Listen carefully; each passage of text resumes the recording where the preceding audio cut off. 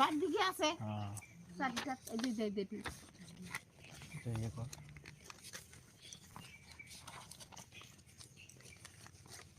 তোমরা তো সব কিছু জানো, শুনেছো। তো আমি আজকে এসেছিলাম বিশেষ একটা কাজে, বলতে ও হচ্ছে কর্দবাড়িতে আছে। আর এখানে এসছি, এই যে এগুলো চিঠি নিয়ে এসছি, মানে এই গ্রামে দিতে হবে। আর এটা আমার ভাই, এটা মামার ছেলে হয়। আর এটা তো মামি, তোমরা জানোই। এই যে দুই দিদা, বর্মা হবে, ওটা দিদা হবে, এটাও দিদা। ও বলছে মানে এই দিদাগুলো বলছে যে তুই একটা লাইভ কর ইমিডিয়েট। মানে আমরা ভিডিওই করতে পারছি না, মানে মানুষকে যে জানাবো একটা কথা, ওটাই আমাদের মানে পরিস্থিতি, আমাদের মানে কি বলবো এখানে, মানে বলার কোনো আমাদের কিছু নেই। আমাদেরও ইচ্ছা, আলপনার তো জীবনের সব থেকে বড় ইচ্ছা ছিল যে জন্ম মৃত্যুর এই মানে মায়াতে যেন না থেকে ভগবানের শ্রীধাম, সেই গোলক বৃন্দাবনে যেন থাকতে পারি, যেখানে জন্ম মৃত্যুর ভয় নেই। জন্ম হলেই এই মায়া, আর মায়া হলেই কষ্ট, আর মৃত্যু হলেও তো তোমরা জানো কত কষ্ট। তো বেচারি জীবনে কিছুই পায়নি। বেচারির সঙ্গে আমার 2013 সালে প্রথম দেখা হয়। তারপর তো 2017 সালে 10ই জানুয়ারি আমরা বিয়ে করি। আর অনেক লং টাইম, বিশাল সম্পর্ক, যেগুলো কোনো দিনও মানে কাটানো আমার পক্ষে সম্ভব না। আজকে আমি হয়তো তোমাদের কিছু প্রশ্নের উত্তর দিতে পারবো না আমি, কিন্তু কিছু এতটুকুই বলবো। তারপর এতটা সময়, লং টাইম আমাদের জীবনটা কেটে গেল। বাড়িতে প্রথম অবস্থায় সমস্যা ছিল, বাড়িতে মেনে নিয়েছিল না। তো আমি ভেবেছিলাম যে যেখানে আমার, যাকে আমার, যে আমার জীবন, যাকে আমি এত ভালোবাসলাম, তাকে মেনে নিল না, তাহলে আমিও চলে যাব। দিয়ে বাড়ি থেকে বের হয়ে যাই, দীর্ঘ 6-7 বছর বাইরে থাকলাম। তারপরে এই যে লাস্টের দিকে আমাদের প্রায় সব কিছু ঠিক হয়ে গেছিলো, মানে আমরা জায়গা খুঁজছিলাম তো, কিন্তু বাবা মা, মানুষ কতদিন বাবা মাকে আমাদেরকে বের করেছিল, কিন্তু বাবা মা তো কতদিন আর সেটা লুকিয়ে রাখবে। তো সব কিছু প্রায় ঠিক হয়ে গেছিলো যে আমরা কিছুদিন পরেই যাব কর্দবাড়িতে, বর্ষাতেই চলে যাব। এই যে এই মামিটার সঙ্গে গল্প করেছিল। তো বললো যাবো মামি, হ্যাঁ, যাবো। তো এবার তার মাঝখানেই আলপনার তো জানো যে তোমরা, হঠাৎ করে একটু গাঁটে ব্যথা। তো এমডি কি ফিজিশিয়ান আমি অত ভালো বুঝি না, ডিগ্রি হয়তো এমডি, মানে ও জেনারেল ফিজিশিয়ানই ছিল। তো ডাক্তার ওষুধ দিয়ে তারপর অনেক কিছু টেস্ট করলো, টেস্ট করে বলছে যে, আমরা পরীক্ষা নিরীক্ষা করলাম, তোমরা তো সবই জানো, তাও বলছি, মানে আমার সঙ্গে কি হল, ভগবান কেন এমন করলো, কি অপরাধ করেছিলাম। তো তারপর দেখাই 1 মাস হোমিও ওষুধ খেয়ে, তারপর বলছে যে ঠিক আছে, ওর আয়রনের কম আছে শরীরে, এই ট্যাবলেট দিলাম, এই দিলাম, ওষুধ খাও, ঠিকঠাক হয়ে যাবে। আর ব্লাড ট্রান্সফ্লেশন করতে যেও না, কারণ আমরা ব্লাড কৃত্রিমভাবে তৈরি করা যায় না, আমরা জোর করে ব্লাড ট্রান্সফ্লেশন করি, কিন্তু ন্যাচারালভাবে ব্লাড ট্রান্সফ্লেশন কিন্তু ভালো না। মানে একটা অন্য কারো রক্ত তুমি নিচ্ছ তোমার শরীরে জোর করে, হয়তো বেশিরভাগ ক্ষেত্রে সাকসেসফুল হয়ে যায়, কিন্তু অনেক রকম প্রবলেম ধরা পড়ে পরবর্তীতে, মানে প্রাণহানিও হতে পারে, যতই তোমার গ্রুপ একই থাকুক। আর এমন কিছু তোমার টাইপের রক্ত একদম যে এখনই নিতে হবে, কিছুদিন দেখা যাবে। তো তখন আমরা ভাবছি ঠিক আছে। আর আলপনা একটু ওগুলো মানে একটু ভয় করবে যে এই আমি নিব না, তারপর ওই যে হ্যান ত্যান এরকম। তো চেষ্টা করি ওষুধ খেয়ে। তো তারপর ওখানে 1 মাস ওষুধ খেয়ে ওর ব্লাডের লেভেলটা কমে যায়। তখন তো আমাদের চিন্তায় পড়ে গেছিলাম, মানে ব্লাডের লেভেল কমে গিয়ে যে ও একদম মানে এই যে বিছানায় শয্যাগত হয়ে যাচ্ছে ওরকম না, ভালোই আছে, কিন্তু লেভেল কম। আমরা ওকে গঙ্গারামপুর হসপিটালে গিয়ে ওর তো ও নেগেটিভ ব্লাড ছিল, ওর শরীরে যেটা ব্লাড সেটা ও নেগেটিভ, কিন্তু সব জায়গায় পরীক্ষা করে আসছে এবি পজিটিভ, তোমাদের তো বলেছি। তারপর এবি পজিটিভ ডোনার নিয়ে হসপিটালে যাই, হসপিটালে দেওয়া হয়। তারপর হসপিটাল থেকে তো সঙ্গে সঙ্গে ব্লাড দেওয়া হয় না, বলে যে 10টার সময়, রাত্রি 10টার সময় আসবা। রাত্রি 10টার সময় ব্লাড নিতে গিয়ে বলছে যে তোমার ওয়াইফের ওর এবি পজিটিভ না, তুমি যেটা বলেছিলে ও নেগেটিভ, ও নেগেটিভই, কারণ এটা ব্লাড ওর শরীরে মানে লোহিত রেড রেড ব্লাড সেল কমে যাচ্ছে আর ডাব্লিউবিসি বেড়ে যাচ্ছে, যার জন্যে বা রক্তটা একটু ভাঙছে, কি কারণে জানি না, বা রক্ত কম, ও এই সব কিছু বলেনি যে রক্ত কম। তো সেটা সহজে আইডেন্টিফাই হবে না, অনেক রকম পরীক্ষা করে ও নেগেটিভই বেরোয়েছে। তারপরে বললো যে তুমি ও নেগেটিভ ডোনার নিয়ে আসো। এবার আমি ও নেগেটিভ ডোনার গত 4 বছর আগে যে ছিল তাকে আবার ডাকলাম, আরও 3জন বন্ধু ছিল আমার, 3জন না, আমি ও নেগেটিভ আমার অনেক, মানে আমার যেহেতু ও নেগেটিভ রেয়ার ব্লাড, এবার আমার সবার সঙ্গে কিন্তু আগে থেকেই কানেকশান আছে, যা কোনো দিনও যদি লাগে।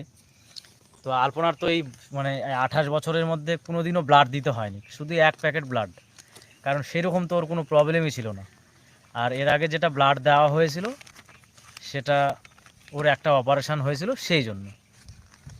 আর গেল, তারপর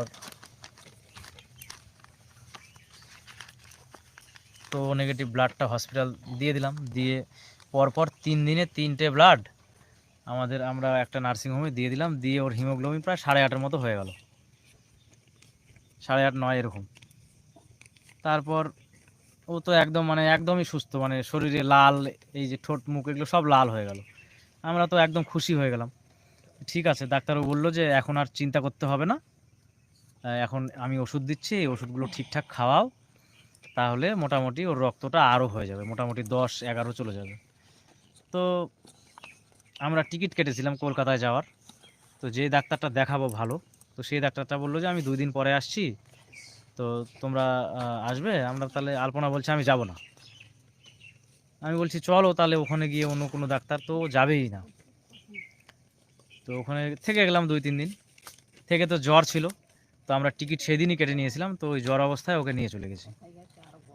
তো কলকাতায় নিয়ে গিয়ে প্রথমে কলকাতার আগেই নদিয়াতে একটা হসপিটালে ভর্তি করেছিলাম, নামটা আমার মনে নেই, জওহরলাল নেহেরু কিছু একটা হবে, JNB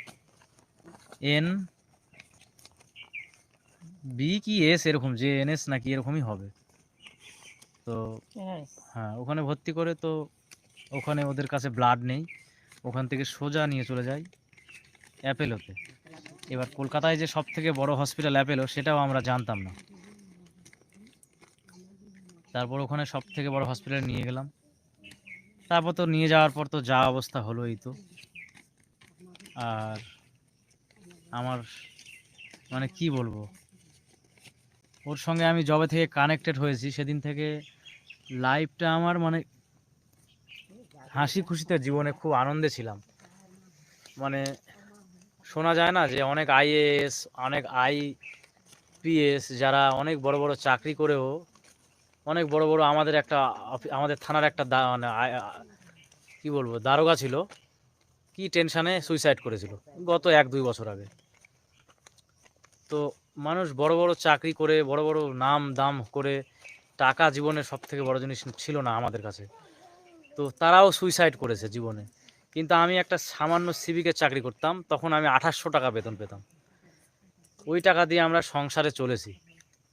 তো আমরা এত হ্যাপি ছিলাম জীবনে, যে জীবনে কোনো দিন মানে এত বড় যে একটা কষ্ট পাবো সেটা মানে কোনো দিন কল্পনাও করিনি আমি। মানে কি বলবো, কলকাতার বুকে শুধু একটা দাদা আমাকে হেল্প করেছিল, ওই দাদাটার বাড়ি ব্যারাকপুরে ছিল, আমার সঙ্গে মোটামুটি ভালোই ছিল, আমার কলকাতাতে হেল্প করেছে। কিন্তু ওখানে যে আমি একা নিঃসঙ্গতা ফিল করছিলাম সেটা কাউকে বোঝাতে পারবো না। আমি একটা কমিউনিটি পোস্ট করেছিলাম যে আমার ও নেগেটিভ ব্লাড লাগবে, আমাকে ব্লাড দেওয়ার কেউ সঙ্গী ছিল না ওখানে। আমার মানে কত যে হাহাকার হচ্ছিল ওখানে, যে সেটা আমি আর বলে বোঝাতে পারবো না। আর আমার শাশুড়ি মাকে আমি হসপিটালে ফেলে রেখেছি, আমি একা ছুটছি, আমাকে কেউ ফোন করেনি, 2-1 জন খালি ফোন করেছে, হ্যাঁ আমরা চেষ্টা করছি, কিন্তু আপনাকে ব্লাড দিব এই কথাটা আমাকে কেউ বলেনি কলকাতার বুকে। কারণ কারণ হসপিটালে ও নেগেটিভ না হয়, যদি O positive, A positive, B positive, AB positive এগুলো যদি হতো দেওয়ার সময় কেউ তাহলেও দেয়নি, এখন ভোগার মানে সময় সবাই এতটা বলে। কষ্ট হতো না। কত কিন্তু এখন এমন একটা ব্লাড গ্রুপ ওর, ও নেগেটিভ, মানে ভগবান আমাদের কত বড় পরীক্ষা নিল। তো ওখানে গিয়ে আমার শাশুড়ি মা তো না খেয়ে আছে, আর আমি তো আজকে দিয়ে 10 দিন হলো কিছুই খাইনি, ভাত খেয়েছি শুধু। আজকে প্রথম, আমাদের নিয়ম আছে তো, কেউ চলে গেলে খাওয়া যাবে না, ফল টল একটু খেয়ে থাকতে হবে 2বার অল্প করে। আর আমি ভেবেছিলাম যে আজকে হয়তো একটু ভাত খাবো। তো কালকে একটু মানে আমি প্রথম মানে এই কয়েকদিনের মধ্যে একটু সুস্থতা ফিল হালকা করছিলাম, মানে এই কারণে মানে আমার শরীরে মানে বুকে ব্যথা করছে। আমার শাশুড়ি মা আমাকে বলছে যে তুমি এত ভেঙে পড়লে হবে, তোমাকে নিয়ে আমাকে বাঁচতে হবে, তুমি ছাড়া আর আমার কে আছে। তো বেচারি, আমি তো স্বামী হই, ওর সঙ্গে আমার 12 বছরের সম্পর্ক, তাতে মনে হচ্ছে যে 12 যুগের সম্পর্ক। আর যে বেচারি মা হয় তার অবস্থাটা কি হয়েছে, তো প্রবলেম। তো আমার ওয়াইফের এই যে যেটা গলব্লাডারে স্টোন হয়েছিল সেটা জাস্ট 1 সেন্টিমিটারের ছিল। বলছে মানুষ 8-9 এরকম সেন্টিমিটারে এতগুলো পাথর হয় নাকি, তোর একটা সামান্য, ওটার জন্য কিচ্ছু হয়নি। আর ওটা যদি অপারেশন করতো হয়তো রুগী আরও সিরিয়াস হয়ে যেত বা আরও কিছু প্রবলেম হয়ে যেত। তো আমরা বুঝতেই পারিনি, যদি আমরা, ওর যদি থ্যালাসামিয়া থাকতো বা অন্য কোনো অসুখ থাকতো তাহলে মানা যেত যে ব্লাড সমস্যা আছে, ওকে ব্লাড দিতে হবে। যে মানুষটার কিছু নেই, এই মানে 28 বছর ধরে কোনো দিন ব্লাড দিতে হয়নি, শুধু 1 প্যাকেট ব্লাড লেগেছিল। তো কি করে যে আমাদের আমাদের সঙ্গে, বিশেষ করে আমার সঙ্গে এমন হলো, আমি তো মানতে পারছি না। আমি না, কি বলবো তোমাদের, আমি যখন একটু ঘুমাচ্ছি সেই টাইমটা মনে হয় একটু আমি মানে বিভোর হয়ে থাকছি। যখনই ঘুম থেকে উঠছি না তখন মানে একটা হঠাৎ করে দেখবা ঘুমের মধ্যে এই মনে হয় পড়ে গেলাম একদিকে, তারপর হট করে এরকম হয়ে উঠি। তো আমার এইরকম হচ্ছে কেন আমি জানি না, তখন মানে আলপনা মানে মাথায় চলে আসছে। তো কি বলবো, আর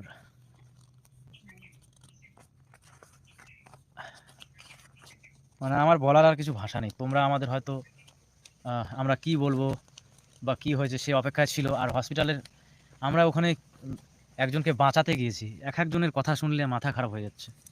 কেন ভিডিও করিনি, ওর অপারেশনটা কেন হয়নি, ওর ব্লাড ট্রান্সফ্লেশন আগে এবি পজিটিভ হয়েছে পরে ও নেগেটিভ হয়েছে, না আগে ও নেগেটিভ হয়েছে, আমরা কি বোকা, ডাক্তার কি বোকা যে আগে ও নেগেটিভ ছিল এখন এবি পজিটিভ? কোনো কারণে ওদের ওটা সায়েন্টিফিক ল্যাবে প্রবলেম হচ্ছে রক্তের জন্য, কারণ ওর রক্তে একটা বাত আছে, ওটা শুধু ওরা ধরতে পেরেছে। আর রক্তে যে হিমোগ্লোবিনের পরিমাণ, হিমোগ্লোবিন তো না, রেড ব্লাড সেল যে কী কারণে কমে যাচ্ছে। একটু জল নিয়ে তো, এখানে না ওই একটা ইয়েতে ফিল্টারে না, এগুলো জল খাওয়া যাবে না। একটা একটা হচ্ছে প্লাস্টিকের গ্লাস, না প্লাস্টিকের একটা কিছু আছে, দেখ বোতল নিয়ে ওই মার্শাল থেকে নিয়ে। তো কি যেন বলছিলাম, তো এরকম ভুল করেছি। একটা রুগীকে যদি ভুল রক্ত দেওয়া হয় 4 বছর আগে, গত 7 দিন আগে, সেই রুগীটা সার্ভাইভ করবে 7 মিনিটও? বলেন তো আপনারা। ভুল রক্ত বা আরও অনেক কিছু যদি ভুল ট্রিটমেন্ট হয়, সার্ভাইভ করবে? মানে অপদার্থের সব মানে কথাবার্তা, নোংরামি, কয়েকটা মেয়ে মানুষ আমাদেরকে নিয়ে এমন এমন এমন নোংরামি করেছে। আমি চ্যানেলগুলো দেখেছি, ভিউজ সেরকম হয় না, আমাদের ভিডিওগুলোতেই ভিউজ হয়েছে। তো মানে আমার চ্যানেলের সব বন্ধুরা আমাকে কমেন্ট করছে, দাদা তোমরা আসো আসো। আর আমার শাশুড়ি মা, মানে আমাদের এমন পরিস্থিতি, আমরা হয়তো কোনোদিন তোমাদের হাসাতে পারবো না আর। মানে আমরা যেভাবে তোমাদের একটা মানে বাংলা, শুদ্ধ বাংলা ভাষায় যেমন একটা হাসানোর মানে উপস্থাপনা করেছিলাম, সেটা হয়তো জীবনে কোনোদিন পারবো না। কিন্তু আমরা কেমন আছি আর আমার শাশুড়ি মাকে আমি কেমন রাখছি সেটা হয়তো তোমাদের আমি দেখাবো। আর আমরা না 9 মাস থেকে টাকা পাই, মানে মানুষের এমন ভাবসাব যে আমরা 10 লাখ টাকা করে মনে হয় মাসে পাই। আমাদের 2 বছর হলো ইউটিউবে, এই যে 2 বছর ধরে যে ভিউগুলো হয়েছে, 2 বছর ধরে হচ্ছে, 1 দিন 2 দিন 3 দিন করতে করতে 2 বছর ধরে একটা করে ভিউ হয়। একদিনে কিন্তু আমার একটা ভিডিওতে 1 মিলিয়ন হয়নি।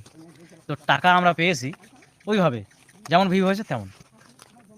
তো রুগীটাকে কি আমরা টাকার জন্য মেরে ফেললাম, এরকম অনেকে বলছে। এই যে এখানে আমাদের বাড়ির পাশে আমার এই যে দিদা আছে, দেখো এই যে এটা দিদা, এটা আমার মামি হয়, এই যে দিদা হয়, দেখো বলতে সবাই পারে। এদেরকে কি, এদেরকে বলে দেখো যে আমি কিরকম চেষ্টা করেছি। তোমরা ভেবে দেখো, আমার বাবা মাকে ছেড়ে চলে আসছি, আমি এখনো আমার বাবা মার সামনে বলতে পারবো যে আমার বাবা মার থেকে আমি আলপনাকে বেশি ভালোবাসতাম। কেন? একটা মানে আছে যে তুমি এটা ভুল বলছো দাদা। মানে চোখের দেখা যে মানে যুগান্তরের মতো হাজবেন্ড যে আলপনাকে এতটা টেক কেয়ার করছে, বা ধারণার বিষয় যে এতটা, মানে ওর বাবার বাড়ি আমরা সেদিন দেখতে গেছিলাম, মানে এতটা রাজস্বীয় যে এখন যে কুড়ে ঘুরে আছে থাকে শুধু আলপনার জন্য। তো আর মা লোকে যে ভাইরাল করছে যে ভালো করে ট্রিটমেন্ট করিনি বা চিকিৎসা করেনি, এটা ভুল ধারণা সম্পূর্ণই। যারা চিকিৎসা জানে না তারা কি জানবে বলো তো? 5টা 6টা হসপিটালে চিকিৎসা করিয়েছি, নার্সিং হোমে। একদিনও তো তারপর অনেক ব্যাঙ্গালোরে ট্রিটমেন্ট করেছি আমরা তো সব ভিডিও দিতে পারি না। একটা রুগীকে নিয়ে যাচ্ছি, সব জায়গায় কি ভিডিও দিতে পারি? আমাদের কাগজপত্র সব ভর্তি হয়ে আছে, ঠিক আছে? সব জায়গায় কি দেওয়া সম্ভব? একটা রুগীকে আমরা বাঁচাবো নাকি হসপিটালে গিয়ে আমরা ভিডিও করবো যে আমরা টাকা রোজগার করার জন্য? আমি ওই যে বললাম না, অনেক IPS IASরা সুইসাইড করেছে, কিন্তু আমি 2800 টাকায় আমি আলপনাকে হ্যাপি ছিলাম, কত শান্তিতে অনেক শান্তিতে ছিলাম। এই যে পাড়ার লোকজনকে বলো, যে তোমাদের দেখাচ্ছি, আমার বউ শাশুড়ি মা এই যে সাইকেল নিয়ে জল আনে তো, ওই যে কলসি করে, দেখো কত বড় কলসি। আমি এই যে এই দুটা ঢোক, আর এই যে দেখো এখানে বড় দুটা ঢোক আছে, আর এই যে ভাঙা একটা সাইকেল কিনেছিলাম, এই সাইকেলে করে আমি প্রতিদিন 5 বার করে, মানে 5 দুগুণ 10 বালতি করে জল নিয়ে আসতাম, কারণ আমাদের একটু জলটা বেশি খরচা হয়। আলপনা আর আমার শাশুড়ি মা বাড়িতে স্নান করতো, পায়খানার জল, ওইদিকে রান্না বান্না, তারপর বাসন মাজা। মানে একটু থামো, আমি হাঁপিয়ে যাচ্ছি।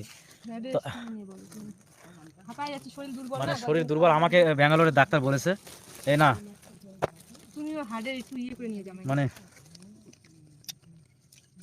কলকাতাতে ডাক্তার, যে ডাক্তার আমাদের দেখেছে তার নাম হচ্ছে ডক্টর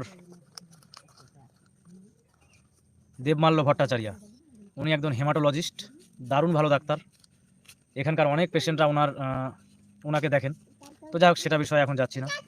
তো ওই ডাক্তার বলেছিল, যুগান্ত তুমি এখানে চিকিৎসা করে যাও, তোমার তো তুমি বলছো বুকে ব্যথা করছে, তো তুমি অতটা নেগলেক্ট করো না, এসো। তো আমি বললাম যে আমার পক্ষে ডাক্তারবাবু এখন এগুলো করা সম্ভব নয়, আমি পারবো না। এখন আমি চলে এলাম। তো আমি মাঝখানে 1টা বছর আগে অনেকগুলো সমস্যায় ফেস করছিলাম, অনেকগুলো অসুখ নিয়ে। তো তাও আমার মৃত্যুটা হলো না। আর যে বেচারিটা ছোটোর থেকে 5টা 6টা মানে কাকু, এত বড় অনেক বড় ফ্যামিলি, কিন্তু পরিমাণে অর্থ কম, অনেক কষ্ট করে মানুষ হয়েছে, বড় হয়েছে, লেখাপড়া করেছে, ওই দলে যা হয় সেভাবে পড়াশোনা করে নিজের প্রতিভার বলে ও যখন 11-এ পড়ে তখন ওর বাবাকে ওর ভাই মেরে ফেলে। ওখান থেকে একটা লোকের বাড়িতে এসে ওঠে, ওখানে 10 বছর থাকে, 10 বছর না, ওর মা 10 বছর ছিল, কিন্তু ও মোটামুটি 5 বছর ছিল। তারপর তো আমার সঙ্গে বিয়ে হয়। ওখানে এসে অ্যালকামিস্টে রেখেছিল 1,70,000 টাকা, ওই জমি বিক্রি করে 2 বিঘা। কী করবে মেয়ে মানুষ? ওখানে ভয় পাচ্ছে, একটা বাড়িতে যদি কেউ মেরে ফেলে, সেই বাড়িতে যদি ছেলে মানুষ না থাকে তাহলে কী পরিস্থিতি হয়? তো হচ্ছে ওখান থেকে মেরে ফেললো, অ্যালকামিস্ট উঠে গেল। আমি তখন সংসারের দায়িত্ব নিলাম। কেবল একটু আমাদের ইনকাম শুরু হয়েছে। আলপনার জামা কাপড় পরার খুব শখ জীবনে, তো এত জামা কাপড় নিয়েছে, মোটামুটি ও মনে হয় কত টাকাতে জামা কাপড় নিয়েছে বলতে পারবো না আমি। হ্যাঁ, অনেকগুলো জামা কাপড় পরেই আছে, বেচারি ওগুলো পরতেই পারলো না। 1 সপ্তাহ আগে বেনারসি নিয়ে যেতে। হ্যাঁ, একটা নিয়েছিল, মানে একটু সুস্থ হলো, ব্লাড ট্লাড দিয়ে 1-2 দিন, সেদিনই মানে কদিন যেন নিল। তো যাই হোক, তো তারপর এখন এইভাবে আমাদের ছেড়ে চলে গেল বেচারি। সত্যি তোমাদের বলবো, আমাদের সম্পর্কটা না এত মধুর ছিল, ওটা আমি বোঝাতে পারবো না। মানে হয়তো তোমাদেরও এরকম সম্পর্ক আছে, আমি হয়তো আমার জন্য বলছি যে হয়তো আমি আমারটা দেখছি, তো ওই জন্য ভাবছি যে খুব মধুর। কিন্তু আমরা যে কৃষ্ণ ভক্ত হয়েছি একমাত্র আলপনার জন্য, কৃষ্ণকে চিনেছি। কিন্তু দীননাথ ও বলতো যে আমি আজকে আছি, কালকে নাও থাকতে পারি, ওই জন্য সময় থাকতেই ভজন সাধন, কারণ পলাইতে পথ নাই, জম আছে পিছে। তো এগুলো। আর ইসকনের একজন বড় ভক্ত, ইসকনে বিজয় পতাকা স্বামীর ভক্ত ছিলেন, মহারাজের বিশাল বড় ফ্যান ভক্ত, আর বিশাল বড় একজন অনুপ্রাণিত ছিল। তো আমরা ওই লোকটার মুখের কথা দেখে ওই লোকটাকে ভালোবেসে আমরা বাড়িতে মাছ মাংস ডিম পেঁয়াজ রসুন বাদ দিয়ে দিই, সব কিছু বাদ দিয়ে দিই, নিরামিষ খাই। সকালবেলায় ভোগ, মানে সব সময় ভোগ হয়। ভোর 4টার সময় প্রতিদিন উঠতো, একবার স্নান করতো গরম জল করে, আর দিনের বেলা আরেকবার করতো। মানে তখন ওই যে মঙ্গল আরতি করতে হয়, শুধু কৃষ্ণ পাওয়ার জন্য 18 মালা 16 মালা জপ করতো, আরও 3 মালা আরও বেশি করেছিল প্রত্যেকবার। তারপর কৃষ্ণ অষ্টমী, জন্মাষ্টমী, রাধাষ্টমী, একাদশী সব কিছু করা হতো। কিন্তু ও বলতো যে যদি আমরা কেউ মরে যায় আমাদের মধ্যে, তুমি আমি মা যে কেউ, তাহলে ভেবো না যে কৃষ্ণ আমাদের সাজা দিল, কারণ আমাদের আয়ু অতটুকুই ছিল। কৃষ্ণ আমরা গত জন্মে খারাপ করে এসেছি, তার ফলে আমরা এই জন্মে যেইটুক সময় পেয়েছি ওই জন্য সেইটুক সময়ের মধ্যে আমাকে কৃষ্ণ নাম করতে হবে। তাহলে আমি কিছুটা এগিয়ে যাব, আবার পরজন্মে হয়তো হয়তো কৃষ্ণ যদি ভালো ফল করি তাহলে হয়তো গোলক বৃন্দাবন পেয়ে গেলাম, অত তো পাওয়া সহজ নয়। আর না হলে আবার কোনো একটা ভালো ভক্তের ঘরে জন্ম হবে, 13 দিন থেকে 40 মানে 3 দিন থেকে 40 দিনের মাথায় আবার জন্ম হয়ে যাবে, চিন্তা নেই। এরকম বলতো যখন ভালো থাকতো। কারণ এই জন্ম মৃত্যুতে না ভালো না, পুনর্জন্মটা ভালো না, কারণ জন্ম হলেই আবার মরতে হবে, মরতে আর জন্ম হওয়া মানেই মায়া। এই যে আমরা মায়া কাটাতে পারছি না, আমরা মানে বিমর্ষ হয়ে পড়েছি, কি বলবো। তো আমি এসছি এই জায়গাটা, আবার আমরা এখানে থাকবো আমার শাশুড়ি মাকে নিয়ে কিছুদিন, কারণ এই নাকড়াকুড়িটা না ভেবেছিলাম চলে যাব, কিন্তু নাকড়াকুড়ি থেকে আমরা যত কষ্ট করে হোক যেতে পারছিলাম না। আমাদের সব কোনো জায়গা কিন্তু আমরা খুঁজে পাইনি, জায়গা কিনবো খুঁজে আমাদের কৃষ্ণ মিলাচ্ছিল না, জানি না এটাই হয়তো কপালে ছিল। তো বেচারির এই স্মৃতিগুলো আমার সবসময় মনে পড়ছে। আর আমি স্বামী হয়তো মানে আমাকে স্বামী মনে করতো না, ও আমাকে কি বল প্রাণনাথ মনে করতো, যে মানে ওটা আমি আর বলতে পারবো না, সম্পর্কটা না আলাদাই ছিল আমাদের। তো আমাদের ছেড়ে চলে গেল আজকে। আর আজকে কিছু নোংরা কয়েকজন মহিলা, যাদের কোনো মনুষ্যত্ব বিবেক কিচ্ছু নেই, আমাদের চ্যানেলে আপনারাই বলছেন যে তোমাদের ভিডিও বানিয়ে কিছু বলা উচিত। আমার বন্ধুরা, এই মামি, আমার পাড়ার লোকজন সবাই বলে নাকি ওদের ভিডিও পাচ্ছে। তো কিছু ভিউজের আশায় উল্টা পাল্টা কথাবার্তা নিজের চ্যানেলে দিয়ে যাচ্ছে, যে ওর অপারেশনটা করিয়ে নিলেই ও ভালো হয়ে যেত, ওর অপারেশনটা করে নিলে ও মানে আরও অল্প দিনেই মরে যেত, আমরা বাড়িতে নিয়ে যেতে পারতাম না কোথাও। তো যাই হোক, আর ওয়ান্স মানে ছোট্ট একটা পাথর ওর শরীরে, মেন হচ্ছে রেড ব্লাড সেলটা নষ্ট হয়ে যাচ্ছিল। কি আমি ডাক্তারকে বলেছি কী কারণে, কারণ বলছে যে ওকে বাঁচাতে হবে। তো ও ভালো মানুষ, কিন্তু এতটা সিরিয়াস কীভাবে যে কলকাতা যেতে যেতে হয়ে গেল আমি জানি না। সব কিছু ব্লাড দিয়ে শরীর একদম সুন্দর হয়ে গেল, কথাবার্তা একদম হাসি, কি তোমরা দেখছিলে না হসপিটালে কীরকম যেন হাসছিল, মুখ মুখ নড়াচ্ছিল, কে যেন ভিডিও ছেড়েছে দেখলাম, তখন ওরা হসপিটাল থেকে ভিডিও। তো আমি আর আমাদের চ্যানেলে এই যে হাসির ভিডিও বউ শাশুড়ি, ও এমন একটা ইন্টেলিজেন্ট মেয়ে ছিল, 1 ঘন্টার মধ্যে 10টা স্ক্রিপ্ট তৈরি করতে পারতো আর কি বউ শাশুড়ি নিয়ে। কিন্তু এই যে আমাদের চ্যানেলে যতগুলো ভিডিও হয়েছে, ব্লগ ভিডিও বাদ দিয়ে যেগুলো হাসির ভিডিও, সেগুলো ভিডিওর সমস্ত স্ক্রিপ্ট আলপনা 3টা 4টা করে ভিডিও দিনে আমরা দিতাম, সমস্ত স্ক্রিপ্ট আলপনা তৈরি করতো। আর বাদ বাকি কাজ যেগুলো ছিল সেগুলো আমি করতাম, চ্যানেলটা মেনটেন্স করা, কোনো গাইডলাইন স্ট্রাইক এলে বা কোনো ভায়োলেশন এলে বা কোনো কিছু প্রবলেম এলে বা চ্যানেলে হয়তো রিচ কম থাকলে বা অনেক কিছু প্রবলেম থাকে, যেগুলো আরও কিছু ল্যাপটপের কাজ থাকে যেগুলো মোবাইলে হয় না, তো সেগুলো আমি মেনটেন্স করতাম। তো বেচারি আমরা ওই জন্য মানে সেটাও বড় ব্যাপার না, আমরা হয়তো কাউকে পেয়ে যাব যে স্ক্রিপ্ট তৈরি করার জন্য হাসির, কিন্তু আমাদের মধ্যে থেকে ওই যে আমার শাশুড়ি মায়ের যা সেই অভিনয়টা যেটা করতো সেটা হয়তো আর কোনো দিন আসবে না। আমরা যে হাসিটা হাসতাম সেটা হয়তো কোনো দিন পাবো না। আমার শাশুড়ি মা আমাকে বলছে যে তুমি একটা কৃষ্ণ ভক্ত বউ নিয়ে আসো, আমি এখনই চাই, আমি থাকতে পারছি না, আমাকে বলেছে। মানে মানুষের মানে কি বলবো, যাই হোক আমার শাশুড়ি মা বলেছে, আমি কিছু মনে করিনি এটাতে, কৃষ্ণ ভক্ত মেয়ে একটা নিয়ে আসলে তাহলে ভালো লাগবে বলছে, কিন্তু আমার পক্ষে ওটা সম্ভব না। আমি বলেছি আমার শাশুড়ি মাকে যে আমি আপনাকে দেখবো, সারা জীবন দেখবো, আপনার নিয়ে কোনো প্রবলেম হবে না, সারাটা জীবন আমার বুক দিয়ে আগলে রাখবো। আলপনা যখন ভালো ছিল তখন বলতো কি যে আমি আমার বাবা জীবনে সুখ পাইনি, আমিও মনে হয় পাবো না রে, যখন সুখের সময় আসবে তখন মনে হয় আমিও মরে যাব, তখন আমার মায়ের দেখো ভুয়া, আমার মায়ের দেখো। কিন্তু আজকে যে কথাগুলো সত্য হয়ে যাচ্ছে, মানে মানে সেটা আর আমি কল্পনা করতে পারবো না। তো বেচারি যে কোথায় আছে জানি না। আর একটা আশ্চর্য জিনিস হয়েছে, আমি সেটা বলতে পারবো না, মানে ও চলে যাওয়ার পর থেকে ওটা বললে মানুষ বলবে যে ওরে বাবা আরও বেশি বেশি কথা, ওই যে ইয়ের ব্যাপারটা, মালা টালা বলবো না, থাক, মানুষ ফালতু বলবে, কিন্তু সত্যি যেটা সেটাই হয়েছে। তো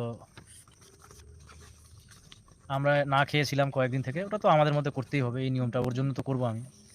আর আমাদের হচ্ছে অনুষ্ঠান বলতে বলে দিচ্ছি, আমাদের হচ্ছে 25 তারিখে আছে, 25 তারিখে হবে হচ্ছে ক্ষৌরকর্ম, আর আদ্য শ্রাদ্ধ ও পারলৌকিক ক্রিয়া হবে 22শে শ্রাবণ, মানে 26শে জুলাই, ওটা হচ্ছে শুক্রবার। আর আর আর মহাপ্রভুর ভোগ হবে 14ই শ্রাবণ, মানে 30শে জুলাই আমাদের বাড়িতে ওখানে, মঙ্গলবার। হ্যাঁ, এই তো হচ্ছে ব্যাপার। তো কার্ড ছাপানোর জন্য এই যে দিতে এসেছি। তো এখনও আমার মনে হচ্ছে না, তোমাদের মনে হচ্ছে না, ভাবো যে তোমরা মনে করছো যে আলপনা এখনও কোথাও না কোথাও আছো, এরকম হতেই পারে না। তো তাহলে আমরা কিভাবে আমার শাশুড়ি মাকে আমি নিয়ে আছি, আমি নিজে আছি, মানে মাথা। শুধু আমার ক্ষেত্রে এটা হলো না, আমি দেখলাম তো আরও অনেক কয়েকটা ইউটিউবার ছিল যারা জীবনের চরম শিখরে এসে জীবনে কেবল একটু মানে একটু হাসি হাসবে, বাড়ি ঘর বিষয় আশায় ওগুলো তো কিছুই হয়নি। আমরা জাস্ট একটা জায়গা খুঁজছিলাম যে 50-60 হাজার টাকা শতক, 6-7 শতক 8 শতক মতো যদি জায়গা বা 10 শতকও যদি পাই তাহলে নিতে পারবো। তার বেশি যদি হয়, আমরা 1 লাখ টাকা শতক হলে মানে 5-6 শতকের বেশি নিতে পারবো না। তাহলে আমরা কত টাকা রোজগার করেছি ভাবো। তো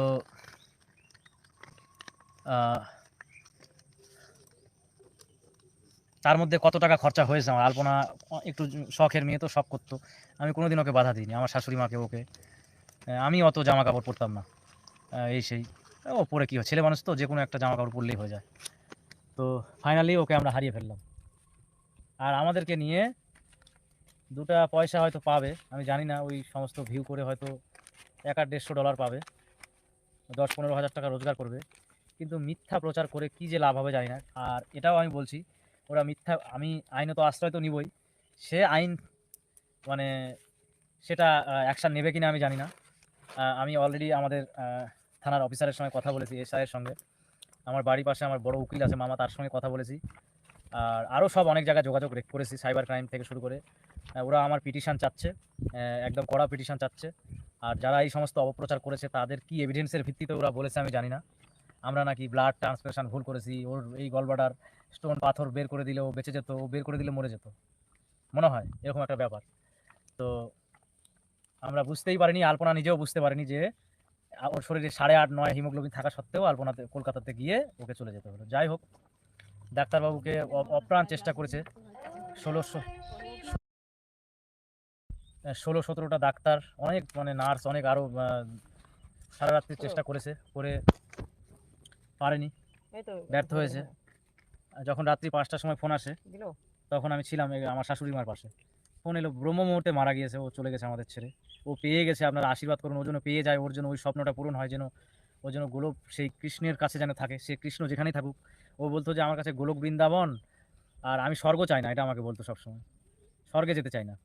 ও বলতো যে গোলক বৃন্দাবন বা কৃষ্ণ যেখানে যে থাকে সেখানে জানাই, কৃষ্ণ যদি মর্ততে থাকে তাহলে সেখানে যাই, কৃষ্ণের যেন মানে কৃষ্ণ যেখানেই থাকুক সেখানে যেন আমি থাকতে পারি, এটা বলতো। এটাই আর কি চাইতো। আর এরকম বলতো। আর বাড়িতে আমাদের ভাগবত ছিল, আমরা মায়াপুর থেকে নিয়েছিলাম 6,500 টাকা দিয়ে, পুরো সেট, গীতার সেট, চৈতন্য চরিতামৃতের সেট, ওগুলো পড়তো তো, আর খুব ভালো লাগতো। মানে ভাগবত দারুণ জিনিস, তোমরা পড়লে মানে কি বলবো, তোমাদের নেশা হয়ে যাবে, এরকম একটা জিনিস ছিল ভাগবত। আর গীতা যে কতবার শেষ করেছে তা মানে বলা যাবে না।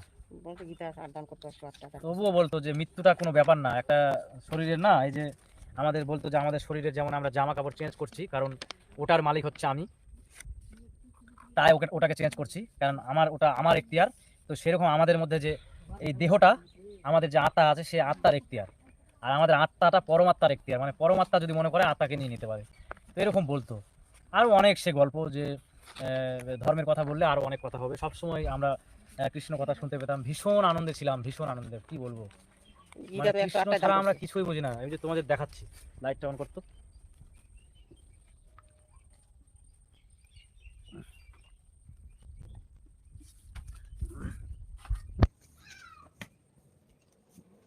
দেখা এদিকে, তোর লাইটটা দেখা।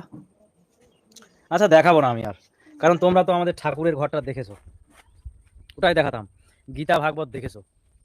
তো এরকম গল্প করতো মানুষটা সবসময়। আমরা যখন থাকতাম, আমরা সিনেমা টিনেমা ওগুলো দেখতাম না অতটা, এমনি মোবাইল দেখতো আর এরকম গল্প করতাম সবসময়, যেটা শুনতো। আর ওখানে ওই যে বিজয় পতাকা স্বামী, তারপর আরও অনেক প্রভু যারা ছিলেন তাদের উনি ওই আলপনা হচ্ছে এরকম শুনতো ভাগবত, আর নিজেও পাঠ করতো, অনেক গল্প শোনাতো। যে বলতো কি যে সব থেকে বড় হচ্ছে পরমাত্মা, তার থেকে ছোট বলে যে আমাদের আত্মা, তার থেকে ছোট বলতো যে আমাদের দেহ, তারপর থেকে বলতো যে তার থেকে ছোট মন, তার থেকে ছোট শরীর, তারপর বলতো যে তার থেকে ছোট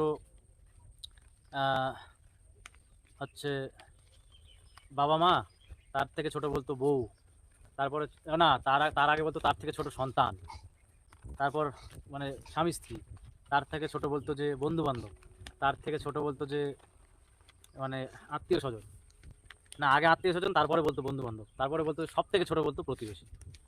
এইরকম গল্প শোনাতো জানো, মানে এটা মানে ভাগবতের কথা আর কি। যাই হোক, হয়তো ভাগবতের কথা, আমি আমি তো অত ওর মতো পড়িনি। তো মেয়েটা আমাদের জীবন থেকে চিরকালের মতো চলে গেল, ওকে তো আর ফিরিয়ে আনতে পারবো না কোনোদিন। তো তোমরা আশীর্বাদ করো জীবনটাকে, আলপনার মাকে মানে আমার শাশুড়ি মাকে যেন সারা জীবন যেন আমি দেখে রাখতে পারি, আর তোমাদের তো সবসময় দেখাবো। আর এই জন্যই এই লাইভটা বিশেষ করে আসা, তোমাদের জন্য আসা। আর এই জন্যও আসা যে তোমরা বলছো যে যারা উল্টাপাল্টা কথা বলছে তাদের বিরুদ্ধে যেতে হবে, সে প্রশাসন আইন কি ব্যবস্থা নেবে সেটা আমার কাছে ম্যাটার না, তবে আমি যাব, আমি নিশ্চয়ই যাব। আমার খালি এটা পার হয়ে গেলেই আমি যাব। যারা অলরেডি ভুল স্বীকার করেছে যে না আমরা না জেনে ভুল, অনেক কটা ইউটিউবার দেখলাম ওরা ভুল করেছে, বলছে যে আমরা সত্যি ভুল করে বলেছি, না জেনেই উল্টাপাল্টা কথা শুনেছি। আমি অলরেডি, যে ভুল করে সে ভগবানও তাকে ক্ষমা করে, আমরা তো কি, তো আমার কোনো ব্যাপার না। কিন্তু না জেনে না শুনে একটা আজগুবি মন গড়া কথা বলে দিলে হবে? তো তোমরা যে যেখানে থাকো, পৃথিবীর যে প্রান্তেই থাকো, আমাদের একটু সাহস দাও, হিম্মত দাও। আর আমরা পারছি না, মানে কি বলবো, বলার ভাষা নেই। এই যে দিদা, এই যে সবাই এখানে দিদারা সব বসে আছে, এরা এরা মানে এরা সবাই গিয়েছিল। আর এখানে আমাদের এই বাড়িতে অনেকে আসছো, এখানে এসো না, যদি যাও তাহলে কর্দতেই যেও। আর কমিউনিটি পোস্ট আমি ডিলিট করেছিলাম কারণ আমার রক্তের আর দরকার নেই। মানুষ অনেকেই ফোন করে বলছে দাদা রক্তটা আমার হয়ে যাবে, একটু সময় দিন, এরকম মানে অনেক ফোন আসতে ওই জন্য আমি কমিউনিটি পোস্টটা ডিলিট করে দিলাম। আর ওখানে ফোন নাম্বার আছে, অনেকেই ফোন করছে, আমাদের মানে মানসিক অবস্থা আরও খারাপ ছিল, তো সেই জন্য ডিলিট করে দিলাম। কী হবে, তো যাই হোক, ওগুলো আমার কাছে কে কী বললো না, কোন ইউটিউবার কী বললো, আমার ওগুলো ম্যাটার, আমার কাছে ওগুলো ম্যাটার করে না। কারণ আমি আমার কাছে সত্য নিয়ে, বিবেক নিয়ে, মনুষ্যত্ব নিয়ে বাঁচবো, আর এরকম ছোট হয়েই বাঁচবো জীবনে। আর যেদিন মারা যায় সেদিন মনে হয় অষ্টমী তিথি ছিল নাকি, আর মনে হয় আর ব্রহ্ম মুহূর্ত ছিল, আর রথযাত্রা ছিল, এটা একটা ভালো জিনিস। তো সেটা তো আমরা, যা হয়েছে হয়েছে, তো আমরা আশীর্বাদ করবা যেন আমরা ওর ওর হয়ে যেগুলো মানে কর্মের যে কাজ ক্রিয়া সেগুলো যেন সঠিকভাবে করতে পারি, এবং আলপনাকে আমরা যেন সবাই মিলে পরম ধানে মানে ভগবানের কাছে প্রার্থনা করে নিয়ে যেতে পারি, বাস আর কিচ্ছু চাই না। ও খুশি হলেই সব খুশি। ও এমন বলতো যে আমরা তিনজনই পরম ধামে থাকবো, আমরা সবাই সবার সঙ্গে থাকবো, ভীষণ খুশি, এরকম বলতো। মানে নিজের কথাও কোনোদিনও ভাবতো না, সবসময় যা করতো আমাকে আর ওর হতভাগ্য মাকে এইভাবে বলতো। আমি সব থেকে কাছের ছিলাম তো আলপনার, মানে এই জন্য আমি বুঝতে পারছি না যে কি, আমার এখনও বুঝতে পারছি না যে আমি কি করব। আমার এখনও মনে হচ্ছে যে আমি মানে কি বলবো, তো সেগুলো আর বলি লাভ না, আমার তো বলতে চাই না ওগুলো কথা।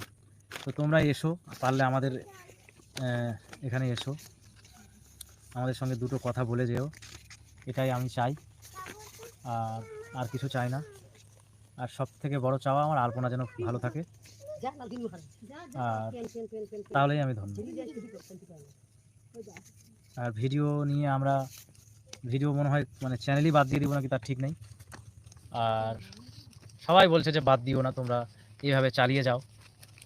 তো জানি না পারবো কিনা, সেই শক্তি ভগবান দিবে কিনা, বা আলপনা যদি দিতে পারে ওখান থেকে, কৃষ্ণের ধাম থেকে, যে কৃষ্ণের পরম ধামে যাবে তার সব কিছু মনে থাকবে। তো এটাই খুশি যে সবাই সবাইকে চেনা যায়, এরকম নাকি। তো তোমাদের কোনো প্রশ্নের উত্তর আমি দিতে পারছি না আজকে, সেরকম আমার মুড নেই বা